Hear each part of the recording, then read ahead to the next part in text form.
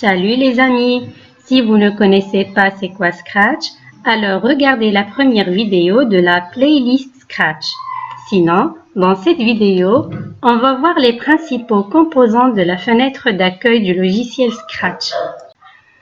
En haut de la fenêtre, on a la barre de menu. Comme vous voyez, on peut choisir la langue d'ici. Par exemple, on peut choisir la langue arabe ou n'importe quelle autre langue. Pour les collégiens, je préfère le français parce que c'est la langue utilisée dans le programme officiel. Dans le deuxième menu, on trouve 3 commandes très utiles dans la création d'un nouveau projet, la sauvegarde d'un projet ou même dans l'ouverture d'un projet existant. On trouve un ensemble d'onglets. Il y a l'onglet Code qui nous offre un ensemble d'instructions et une zone dans laquelle on écrit les scripts.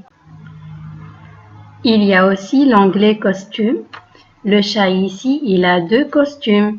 Et il y a l'onglet Son et le chat a le son miaou.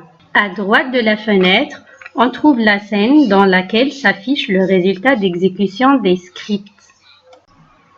Au milieu, on trouve la zone des scripts. Dans cette zone, on glisse et on dépose des instructions pour former des scripts ou on dit aussi des programmes.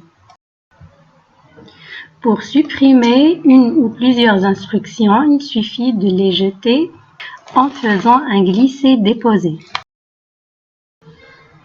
À gauche de la fenêtre, on trouve la liste de catégories de blocs.